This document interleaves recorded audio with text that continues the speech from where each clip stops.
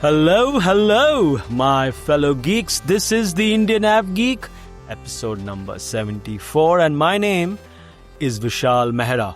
Whether you're listening to this on your Monday morning commute, sitting at a desk, wondering if your coffee has enough power to handle your inbox, or watching us on YouTube while secretly toggling between this tab and cheap flight alerts, you are in the right place. Our guest today traded the corporate ladder at Gillette for a life of making global mobility actually mobile.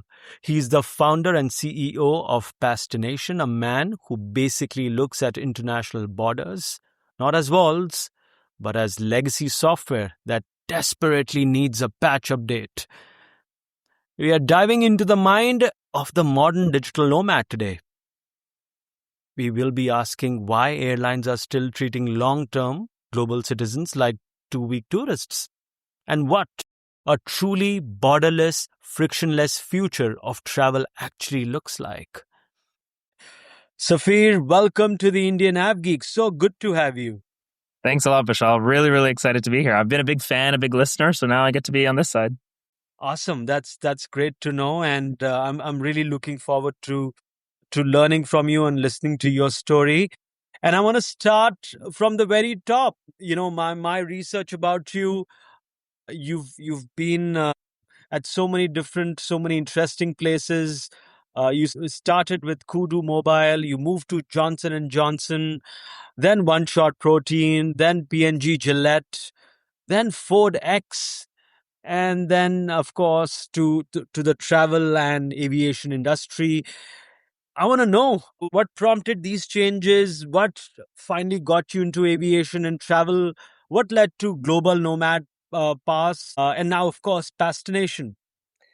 Yeah, for me, I grew up in Canada, and I like to say I was born into privilege because I feel like I was always destined to be in aviation because my mom actually worked for Lufthansa in Canada. She spent over 30 years at Lufthansa.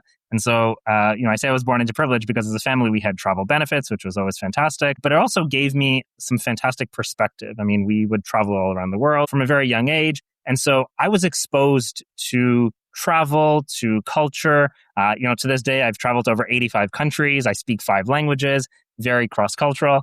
And so my career was in large part mirroring an international trajectory, right? I learned how to build brands at Johnson & Johnson. I spent about a decade at Procter & Gamble in global strategy, and I'm building brands, right? The Gillette brand is iconic, and I was building Gillette's business in Brazil, in India, in Nigeria, in Indonesia. And so really, really kind of understanding consumer behavior, understanding what it takes to build businesses. And I think over the entirety of my career, for me, I never necessarily knew that aviation would be a professional path because it was always kind of in the background of just who I am as a person, and this is what my identity is. This is my passion. But I think what was really interesting is post-pandemic, my wife and I, we started to play this role of digital nomads, right? Everyone started working remotely. It gave everyone an opportunity to kind of rethink where they live, where they work, and some of those paradigms had shifted. And in that journey, what was fascinating to me is I started questioning, as people are traveling abroad, how much of their spend is actually benefiting the local economies. There's a lot of headlines and news that was coming out around tourism having a negative impact on destinations. You're seeing anti-tourist protests, and some of that has subsided. Some of that is actually amplified to this day. And so, for me, just as a student of the tourism world, if you will, just started doing some research and be like, well, isn't tourism inherently good? I mean, as people are going, they're spending money. Doesn't this benefit the local economies? And it's very nuanced because certainly there are certain benefits that trickle down. Many benefits actually don't. There's a narrative that has mixed up housing issues with tourism issues. There's policy at play. But what stood out most to me was that a lot of the spend that comes from travel actually doesn't benefit the local community unless you are deliberately spending at local businesses. So for example, if I was to go to Peru and I go and get a Starbucks cup of coffee, up to 70% of the money that I spent on that cup of coffee goes to Seattle at Starbucks headquarters. It doesn't stay in the Peruvian economy. But if I got that same cup of coffee from a local Peruvian cafe, 100% of that spend stays in the Peruvian economy. It goes to an individual, not a corporation. And that individual spends that money again, in the Peruvian economy. So it actually it recirculates in the economy. And so for me, this is a microcosm of what is possible if travelers just behaved a little bit differently. And so what I did is I started Global Nomad Pass, which was a membership that rewards you for supporting local businesses all around the world. It's live in about 30 different destinations around the world. We have more than 500 local merchants on the platform worldwide. And that business actually opened up not just my eyes, but a lot of travelers' eyes as well into what is possible in terms of innovative approaches to looking at tourism, economic impact, and where that model can eventually go, which in this case went down the path towards Passtination. When you walk into a typical airline loyalty team today, from your perspective, what's the single biggest blind spot that you encounter in how they think about loyalty beyond the flight? And why does it persist with so much of data everywhere around us, with airlines, with OTAs, with all kinds of travel providers across the value chain? Why there are still blind spots? It's a great question. What I continue to see literally with every single airline that we speak to is that the most consistent blind spot is actually knowing what business they're in. And maybe more specifically, it's not necessarily what business they're in, but what part of the customer journey loyalty actually lives in. What we at Passtination, what we say is that airline loyalty was built for flights, but flights are just the beginning. And that's because the truth is today, loyalty is no longer one only in the air, right?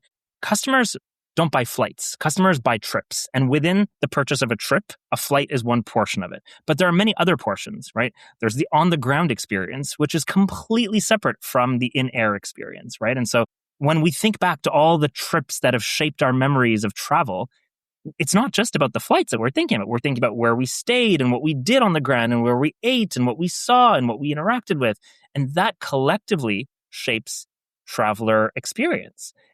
And I think for too long, airline loyalty and the teams that manage airline loyalty programs see themselves as being purely confined to that in-air portion of that loyalty experience and that trip experience. They say, well, no, we work for an airline and the airline has a very defined starting point and an ending point. Our job is to transport the passenger from point A to point B. And then once they've landed, they're kind of off our hands and they're off doing their own thing. We don't even see our role is extending into that territory. And that's where I would beg to differ, because I think today the lines have blurred. Like I said, travelers are in the business of consuming travel experiences and trips. And I really think that there's a missed opportunity there for airlines to not play in anything that is beyond the flight. Dining, shopping, accommodations. I mean, these are all white spaces from an airline's perspective.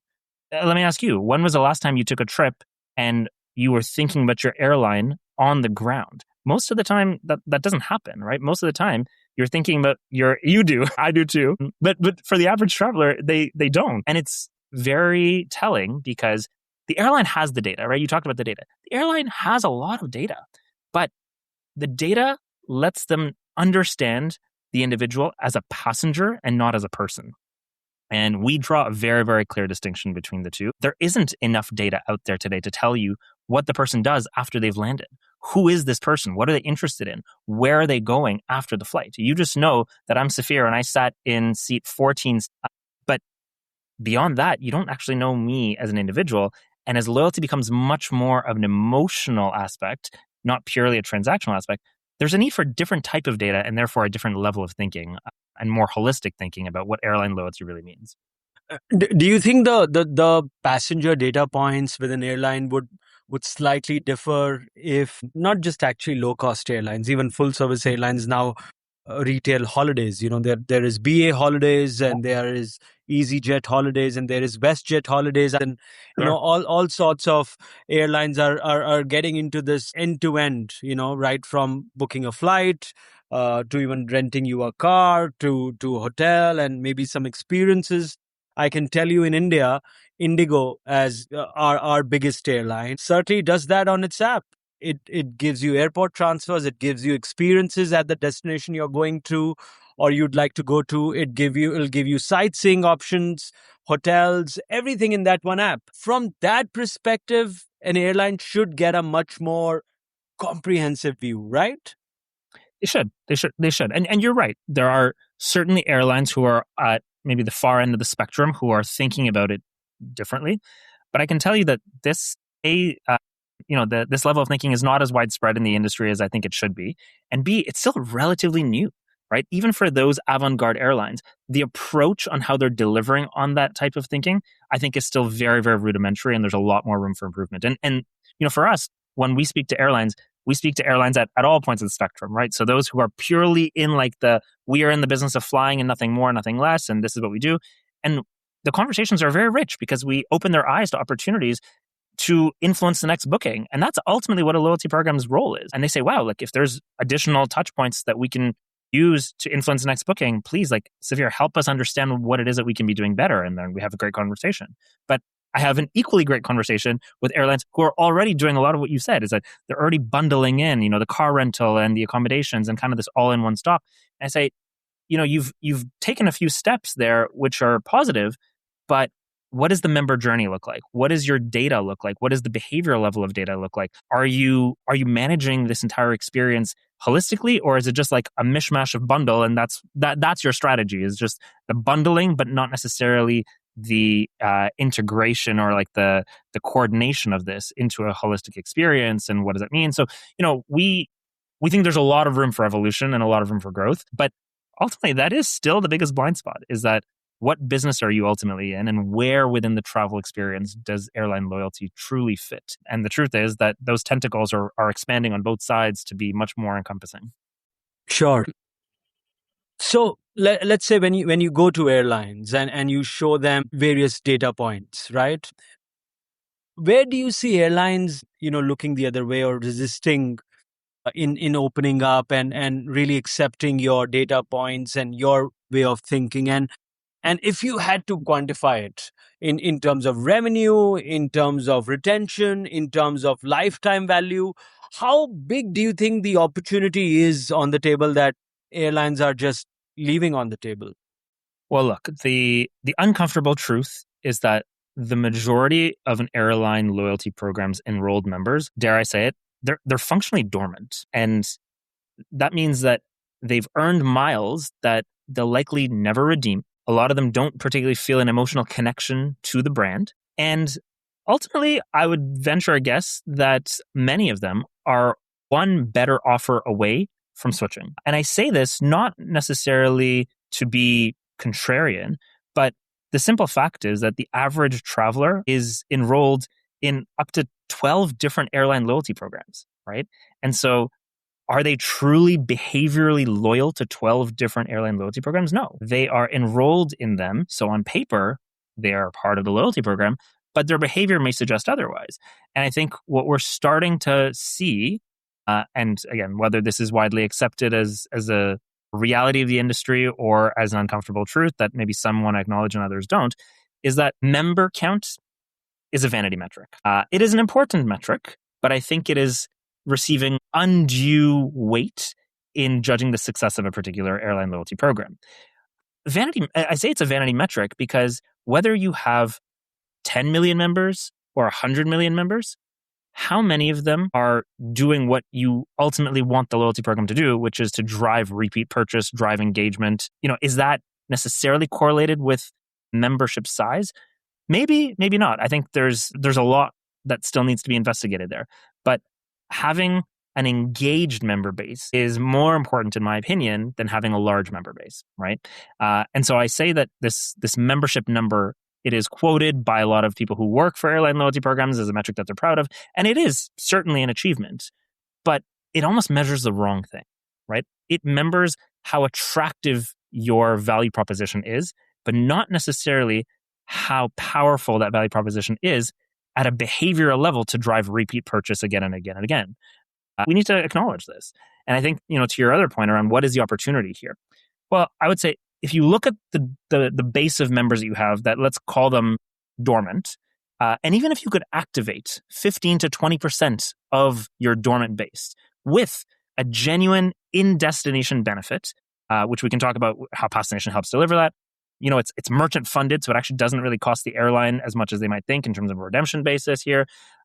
But you are now generating additional engagement from a base of users who was ultimately dormant. They weren't thinking about your brand. Now they are, because you've given them a reason to interact with your brand. And this also leads to increased ancillary revenue, because it's not just redeeming offers, but there's an opportunity to pay for this access and to pay for this privilege on a going basis. So that's incremental ancillary revenue that you're coming about. You're getting behavioral data that'll help you tweak other parts of the proposition. So there's a direct impact on NPS, on churn management, on LTV. And so I would say, rather than quoting a number here, just understanding the mechanics, that we're not talking about theoretical revenue benefits here. It's actually the delta between a member who is, traveling once a year, but on paper looks like they're part of your loyalty program, versus a member who's traveling 3, 4, 5 times a year on your airline, purely because you have understood that they were dormant, but now you've given them a reason to kind of wake up and be a little bit more engaged, right? And I think that that's worth a lot more to airlines than a lot of the vanity metrics would suggest otherwise, right?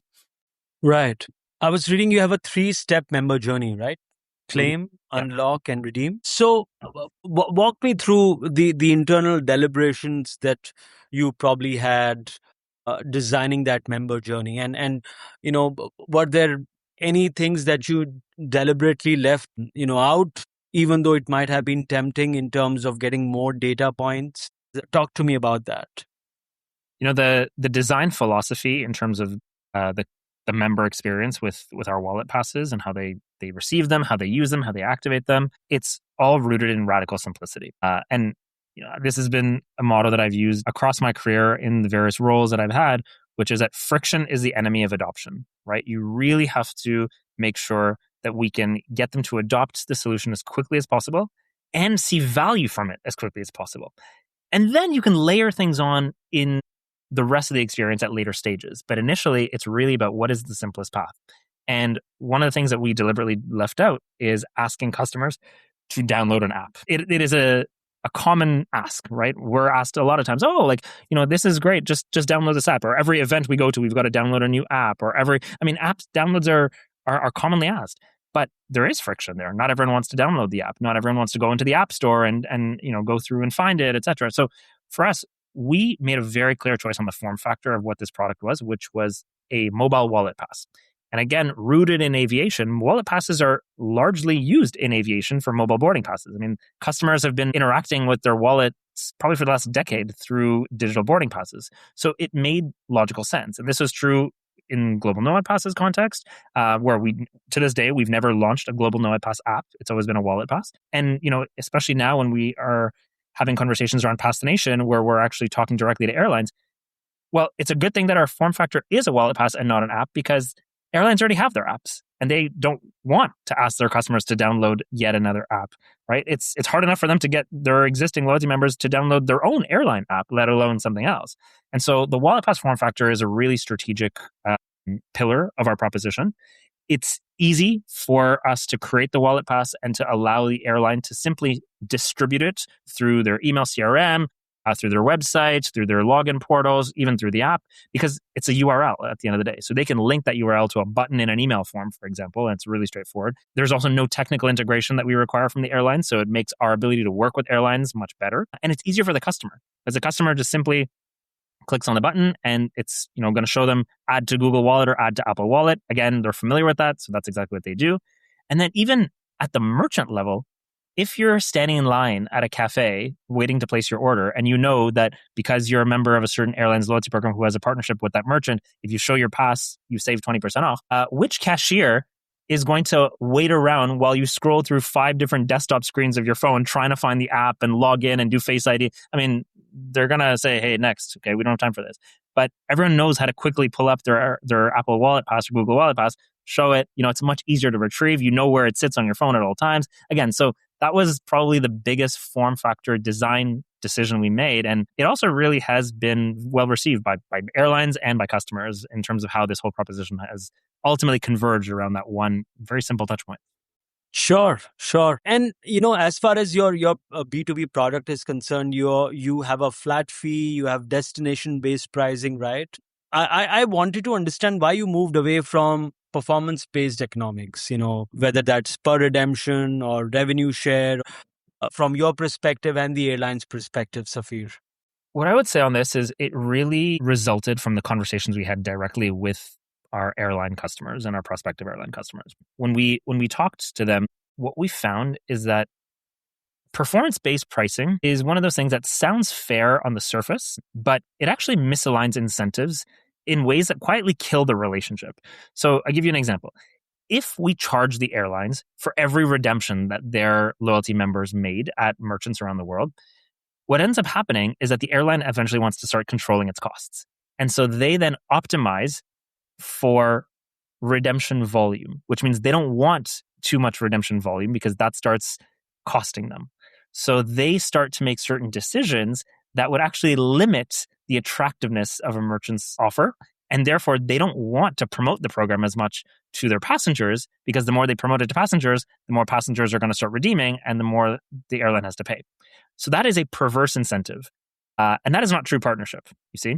And so the member experience is ultimately going to be stronger if the members see value in this, and that if they see value, they're using it again and again and again.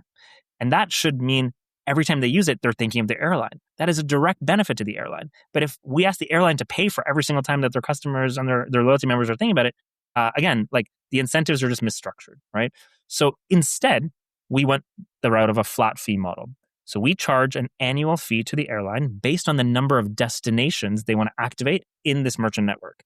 Keep in mind, we build merchant networks custom for each airline. So each airline has their own merchants in their own networks in the cities that they've chosen. So this is a really bespoke proposition. And as a result, we'll build it for them in the number of destinations that they choose, and we charge them accordingly.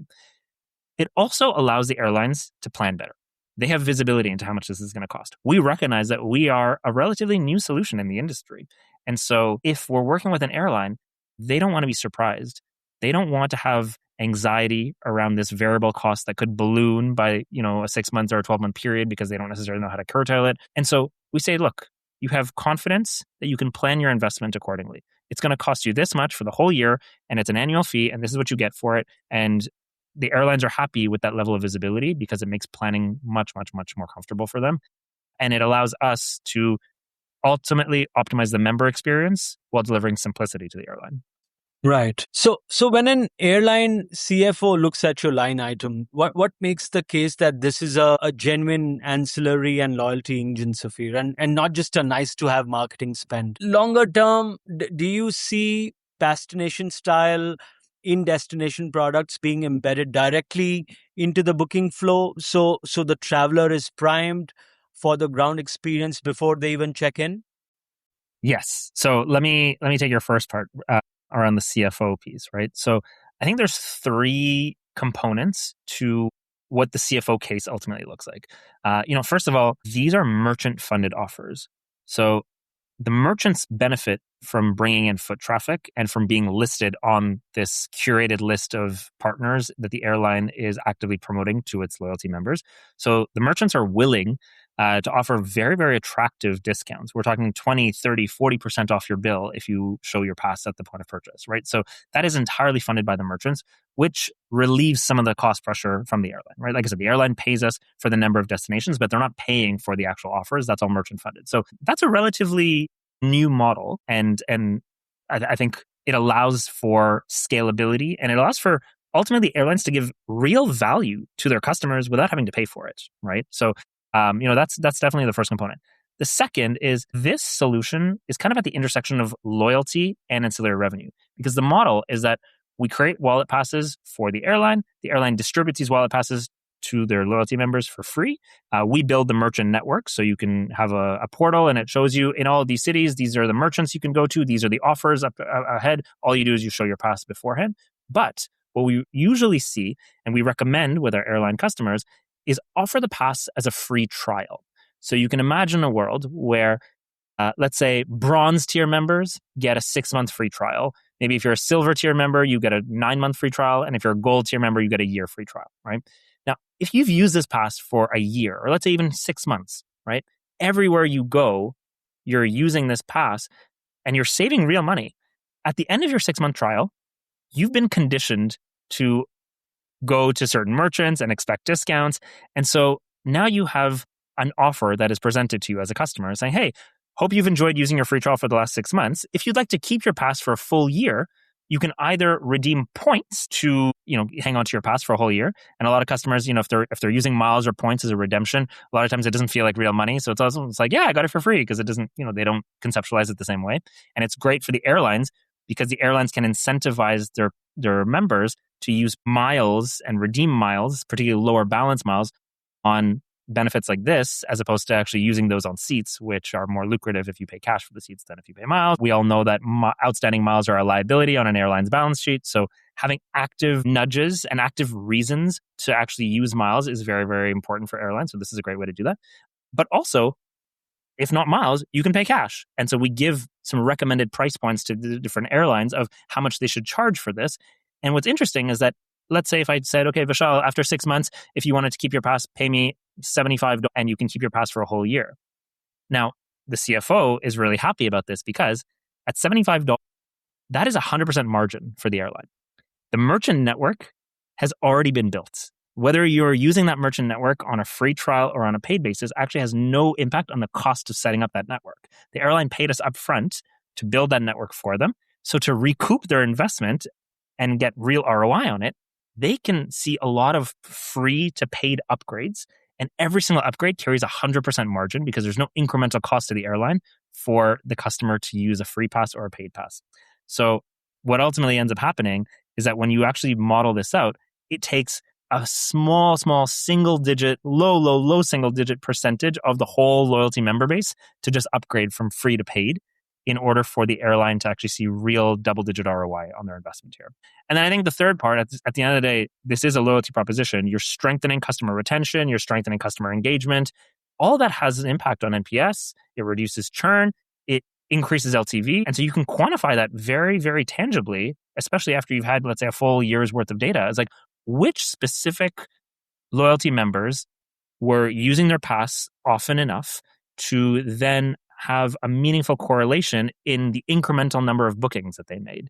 And would we have gotten those bookings if we hadn't invested in this touch point to drive more engagement out of them, to strengthen our brand relationship with them?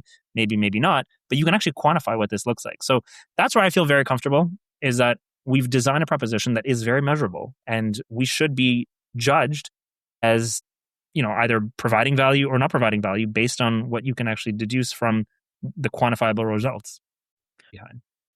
What's one personalization or segmentation use case you have seen an airline execute using Passtination data that probably would have been impossible with traditional flight and purchase loyalty data, Safir? We can't publicly disclose any of the airlines that we're working with yet. And the main reason for that is that all right, a lot of the programs are still in development and haven't publicly launched yet. So once they publicly launched, that information will be made public. But right now, we still can't necessarily disclose it. But I'll give you 2 personalization use cases that we can very clearly see based on Passtination experience that would have never been possible beforehand, right? So the first is actually a personal anecdote. Being an AvGeek, I'm part of dozens of different loyalty programs, and I often get these email CRMs sent to me saying, hey, Safir, use your miles on this amazing one-of-a-kind experience. It's a $2,000 shopping spree to Las Vegas.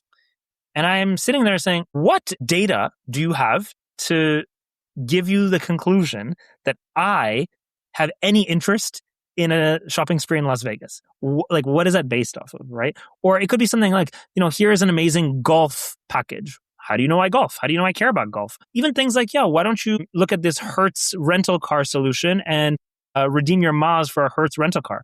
I haven't rented a car in like the last 10 years. That's not how I travel. So these are complete misses, right? And if you knew your customers, like I say, if you knew them as people, not as passengers, you wouldn't send campaigns like that, right? You would send much more targeted campaigns. You would know that based on my past behavior, I tend to go to a lot of coffee shops. I like specialty coffee. And, I'm in Tokyo and I'm scanning my pass at a cafe in Tokyo. And then I'm in Buenos Aires scanning my pass at a really cool coffee shop in Buenos Aires. So then when I go to Abu Dhabi and you know that I've booked a flight to Abu Dhabi, you are proactively sending me a list of amazing third wave specialty coffee shops in Abu Dhabi where I can use my pass and get an exclusive discount. And that is sent to me because you know something about me. You know that I'm a coffee enthusiast. You are not a coffee enthusiast. You're not going to get the same message. You are an Italian food aficionado because you've used your pass at a lot of Italian restaurants before. So they send you that. So that's like, I'd say, very clear preference personalization that we can deliver because we know where you've scanned your pass, where you go. There's a second use case that I think is really interesting. And a lot of the airlines that we're working with, this is one that has made the rounds internally of just, wow, how could we have never identified this before? So imagine, Michelle, let's say you sign up for an airline's loyalty program. And upon sign up, you say that you are based in Dubai, right? It's a normal question upon sign up that where do you live? Let's just say that you live in Dubai. Okay, great. So now, let's say that you scan your pass at a merchant in Singapore. And so automatically the airline gets triggered saying, look, Vishal is in Singapore. We know he's physically in Singapore because he scanned his pass at a restaurant in Singapore. So he's clearly physically in Singapore. But we also see that on his loyalty profile, we have no record that he flew with us from Dubai to Singapore. So he didn't walk to Singapore, right? He clearly flew with a competitor airline. But he's our loyalty member. He's not loyal to us in behavior, but he's loyal to us on paper. But clearly, this was an example where he, quote unquote, cheated on his loyalty program, right? Now, if that's identified, what are we going to do about it? Well, what Passtination allows them to do is send you an instant push notification through the wallet pass directly to your phone saying, hey, Vishal, hope you're having an amazing time in Singapore. As a member of our airline loyalty program, we would love for you to fly with us again. Here's a link to save 10% off your next flight with us. Safe travels, right? Now, that would have never been possible before because they would have never known that you're physically in Singapore if you didn't have a wallet pass where you scanned at a merchant in Singapore that gave them that behavioral trigger, you see? So that is one example where we're really able to do like what we call these like win back campaigns, right? It's like we're winning you back. Even though you're on paper registered as one of our loyalty members, in practice, you've gone to the competition and we have an opportunity to kind of win you back. And have you seen such campaigns actually resulting in, winning back passengers for your airlines now? Certainly. Any learnings from these campaigns that you can share, Safir? Yeah. What we've seen is that the airline will tell us, they're like, before what we would have done is we would have sent a blanket offer to maybe less engaged members who maybe hadn't booked with us in the last 6 months. It's like, hey, here's 10% off your next flight. We'd love for you to fly in our skies again, right? But that is a mass offer that ultimately ends up costing you quite a lot, right? And your only basis for who received that offer was, were they active in the last 6 months or not? Here, it's actually more like targeted, so you don't have to send this blanket to as many people. You're sending it to the individual, and it's based on a real trigger. So it's arguably a more effective campaign in terms of the win back performance, but also a way more cost effective way of winning you back. You don't have to message 800,000 people with the same offer. You message one person with that offer, but you know that that's going to land because there's very clear evidence that they went with the competition, right? You're not assuming as much. So your knowledge to assumption ratio is actually much healthier in order to justify your internal investments. And that is where, again, the airlines are telling us that if they could only have done this sooner, they would have, but they would have never been able to because they didn't have that location data that would have told them, hey, one of your loyalty members flew with the competition. You should do something about it. So when you go into an airline, Safir, who typically becomes your internal champion? Is it the loyalty department, the ancillary department, the some senior CXO? And how do you prevent Passtination from becoming treated as a side campaign owned by probably one department rather than, becoming this structural shift in how the airline thinks about, in-destination loyalty? Like I said, we sit at the intersection of loyalty and ancillary revenue, right? At our core, we are a loyalty proposition. So we definitely need the loyalty team involved. And that is probably, in most cases, our first point of contact. It also helps that, we are present at a lot of loyalty conferences, loyalty events. We get a lot of inbound requests, largely from loyalty leaders who have heard about us or who have seen us around. So loyalty tends to be the first conversation. But because the proposition is designed to not only have loyalty benefits, but also ancillary revenue benefits, it is only natural for the loyalty stakeholders to bring in their ancillary revenue coworkers. And what tends to work best is when those two teams are not only part of the conversation and shaping what this looks like, but remembering also that we are a white label solution. We are a true customized solution. We build the merchant network for you the way you want it in the cities you want it. So that requires us to have all stakeholders at the table who should have a voice. Like, you got to be on this entire design journey with us. So a lot of times what ends up happening is the customer experience team will actually join. In some cases, we have the digital team that joins as well, because, there's a lot more there. And so then when you have 2, 3, 4 different teams represented in all the different conversations, you've got yourself a steering committee. Like, this is no longer a side campaign. It actually does become that I think you said, like, that infrastructure layer for in-destination loyalty. It maybe was not approached as that. I certainly didn't pitch it as that when I was talking to the airlines, but just because of the multifaceted nature and the cross-functional nature of the work that we do, it almost can't be a side campaign because you need multiple teams to be involved. And so it ends up working better for all of us, right? It's better for us because all parties are represented, all parties are involved, and it leads to a stronger program design. And it works better for each of the airline teams as well, because there's a lot of collaboration and there's a lot of kind of building on each other's ideas. And, from this stakeholder perspective and that stakeholder perspective, it actually leads to just like a richer conversation. Naturally, more cooks in the kitchen. So we are always going to have to navigate that.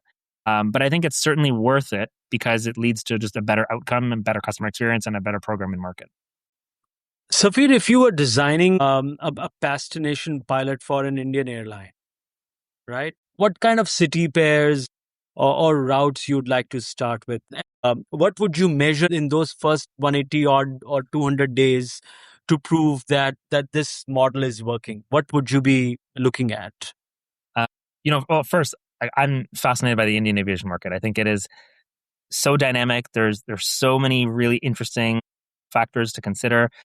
Recently, I was listening to your episode that you had with Mark Potter from Etihad Guest, and I know that he was mentioning how India has become the second largest market, I think, for Etihad Guests, and he said by the end of the year, and it'll be largest by the end of the year, right? Right. So it's really, really interesting, and I think Etihad's a great example of an airline who, from a loyalty perspective, actually has very deliberately focused on India and localizing offers and having membership enrollment campaigns specifically for the Indian market. And I think that would be great to see from more airlines as they recognize the value of the Indian aviation market, right? So, for me, what I would look at here is if Passtination was to work with whether it's an Indian airline or a foreign airline who wants Indian cities as part of its global network, we'd certainly look at the destinations that have the largest traffic coming through, right? It's Mumbai, it's Bangalore, it's Delhi. Even if we start with those three, eventually we can add some of the other cities.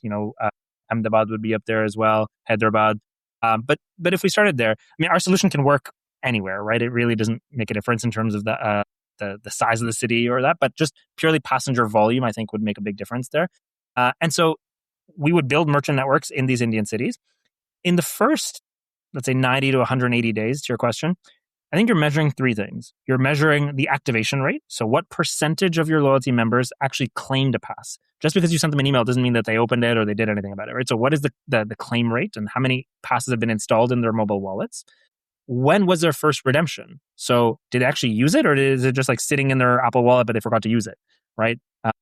And what we've seen, from Global Nomad Pass and even in Passtination, some of the early cases is that when you've used your pass, it takes less than a week for you to have your second use with it, which is really, really eye-opening because that first use moment is so telling. That's when you see the value. That's your wow moment. You're like, oh my God, this thing works and I save money. This is so cool. You're actively looking for your next opportunity to use it again. So that gap between usage point number 1 and usage point number 2, like I said, on average across multiple years worth of data here, it's less than a week. So it's all about how do we incentivize the user to have their first pass use as soon as possible, right? Because we know if it's a positive experience, it'll be followed up quickly. And then the third is the merchant feedback. We'd want to ask the merchants, like, are you actually getting real traffic? Who's coming through? What does this look like? We can also track the number of redemptions at each merchant because we have QR codes at each merchant. So we see which merchants are getting the most traction. Maybe fitness studios are getting a lot of traction in Bangalore, but it's restaurants in Mumbai and it's hotels in Delhi. Okay, what does that tell us about how we want to communicate the offer? How do we position the offer? Are we attracting more business travelers in certain markets and leisure travelers in other markets? Does that change what we want to do in terms of the merchant makeup? So we're iterating based on the data in real time, right? And I think what's interesting here is that in that first 180 days, you are not measuring revenue, right? Revenue is measured on the free to paid upgrade side. So the first 6 months is all about proving that the behavior change is real. And, especially in a case like India, the middle class traveler is a traveler who is very experiential, they're very brand conscious, and they're deeply social. And so what I would love to see in a market like India is that they have a great experience and then they start sharing an offer on WhatsApp all about, hey, I was flying with this airline and I got this wallet pass and this is so cool. Here's a link to like go sign up for this loyalty program as well. And that just starts making the rounds on WhatsApp that we've all seen the forwards. But like that's actually what you want, because that is a positive flywheel of word of mouth coming through. And it's interesting because today, I don't know too many people on WhatsApp sharing like their miles statement of look how many miles I earned at this partner or whatever. Like it's just there's a different level of experiential connection with what it is that we're building. And we've seen that. So I think India is a fantastic opportunity for Passtination solution to prove that. And it becomes a distribution engine, right? That becomes a distribution engine that the airlines don't even have to pay for, right? Just deliver a great experience and step back. Have you been in touch with any Indian airlines? I mean, can you talk about that without mentioning names? Yes. We've had some very fruitful conversations about just the Indian aviation market in general with some of the Indian airlines themselves. I think what's going on is really interesting. Like I said, we've got leadership changes at the different airlines that I think have put a particular angle on new program development and what strategy looks like. Certainly this year, I think, was a tricky year for all airlines in kind of the eastern part of the world and what that looks like as well. But, I look at IndiGo and Air India, both who see the value of their loyalty programs, right? With Blue Chip and Maharaja Club, you're seeing maturing programs developing very well, more partners, more offers. Their understanding of their members is enhancing. So we're seeing that. But I will also say we've had really great conversations with a number of non-Indian airlines, all of whom want an Indian destination to be one of the cities that they are asking us to build in as part of their global network for Pastination's rollout. And so all that to say, I don't think it'll be very long before we see Passtination solution live in market in India. So stay tuned. Fantastic. Best wishes for that, Safir. Thank you. So when you're mapping the competitive landscape, I want to know, who do you see as the real competition? Is it the card networks? Is it the OTAs? Is it the city passes? You go to a new city and there are, of course, that city pass. Airlines trying to build this capability in-house. Yeah, I think you said it. The real competition here isn't any single category. It's the airlines' temptation to try to build this themselves. You hit the nail on the head with that. The way I look at it is that card networks have distribution, but no curation, right? A lot of us have seen the different card linked offers. You can open up your Visa or MasterCard or Amex, and there's thousands of offers, but they're not curated. The engagement on these offers is exceptionally low, and the awareness of these offers is also exceptionally low, right? For them to be able to benefit from it. They're happy to pay for that offer's value, but they also want the traffic, and that's not happening. So, curation is really, really important from our perspective, and we do a really good job of it. From the days of Global Nomad Pass, that was really what separated us, is that we were hiring local field representatives in each city, and that's still our model today, is that locals know their city best. They know the hidden gems. They build those direct relationships with business owners, and that is not an airline's bread and butter. Right, that is something that we are uniquely positioned to deliver for them. So it's very complementary. And you mentioned city passes. I think city passes, they're consumer products, but they're not really B2B infrastructure. And residents, if you're a resident who is a loyalty member of a particular airline, what better way to strengthen your engagement with an airline than having access to this in the city that you actually live in, where you can benefit from these deals and discounts, even on days that you're not even flying. Right? We understand how to build merchant networks, how to curate this, how to deliver the offer in a simple way to the customer, which offers work well, which ones don't work well, what the wallet passes role is, the QR code at the merchant, the data, the analytics layer.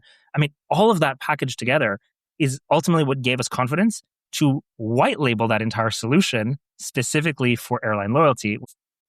Very interesting, Safir. My next question is probably the simplest of the lot. Tell me what's the future of airline loyalty, Safir? I think the future of airline loyalty will stop being about the flight and it'll start being about the journey in the fullest sense. Before the trip, during the trip, after the trip. I think the programs that are going to survive and thrive are going to be the ones that are going to just be genuinely useful in your daily life, right? Not just useful when you're booking a ticket. So the miles currency will evolve. Some programs are going to move towards more cash equivalent wallets. Others we're already starting to see more lifestyle oriented ecosystems. And what I've really been encouraged to see is when you start thinking about lifestyle oriented programs, what does in-destination engagement look like? Today, we're starting to see some elements of it, but not enough, in my opinion. And if Passtination can play our role in the industry, hopefully we can move that forward for all players. But it's about getting the data and a relationship advantage that just compounds over time, right? Because the airlines that are going to be collecting the richest behavioral data are going to do something with that data. Personalized offers, better programs, better segmentation, better understanding of their members, which is just going to compound because if you understand your members better, you can deliver better value to them. But it starts with data, and then you need a mechanism to collect that data, which is Wallet Pass, and the Wallet Pass ultimately is still giving value to the member. So, I'm not saying we are the future of airline loyalty, but I do think that we're part of a wave around airline loyalty evolving to be much more journey-based as opposed to flight-based. And I think the importance of data, the importance of behavioral psychology, and the importance of, let's just say, like real value, right? I don't think travelers want to start calculating the complex calculus of their points mechanics the way that they have been, right? Oh, devaluing points, and this is what it looks like. Like, that's not fun. That's taking away the experience of travel. It is a necessary evil, and we hear this from travelers as well. But how do we move to a world where airline loyalty doesn't require you to do that because there's so many other elements of this, and it all has to be stitched together in a very simple way. So, words that are easy to throw around, much harder to deliver on. But I do think that I'm encouraged by where the industry is heading, and whatever we can do to play a role in that would be great. Interesting. My final question, Safir. Do you have any podcasts or book recommendations for our listeners? Yeah, certainly more of a podcast than a book guy, especially with all of my extensive travel. I try to keep it light, so I don't carry as many books these days as I did before. On the podcast side, there's a few that definitely stand out to me. So I'm a big fan of Rethinking Tech, which is a podcast that looks at the intersection of geopolitics and technology. They have fantastic content, and it really keeps me up to date with what's happening. And that's outside of just like even an aviation context. It's kind of my go-to for just understanding. Awesome. I'm gonna check that out. Yeah, Rethinking Tech is definitely one of my favorites. When it comes to loyalty in aviation, I really like Let's Talk Loyalty. I think a lot of people have sung Paula's praises, but I really learn a lot every time I listen to one of the episodes. Fantastic. And Safir, from my side, I have to thank you for being so kind, for being so generous with your time. Loved our conversation. Thank you very much. My best wishes to you, to the entire Passtination team, to the entire Global Nomad team. And yeah, thank you. My pleasure, Vishal. Thanks so much for having me. And that's a wrap on episode 74 of the Indian AvGeek. Big thanks to Safir for reminding us that loyalty does not have to end when the wheels touch down. Just needed a better connecting flight. This coming Monday is the 31st episode of the Indian AvGeek, and we will be featuring Bianca Dodia from AKQA. Feel free to follow me on social. You will find me everywhere, including Blue Sky, as at Vishal Mehra. Always happy to have your feedback. With that, keep your tray tables up, your seatbelts fastened. I wish you well, and happy flying, my friends.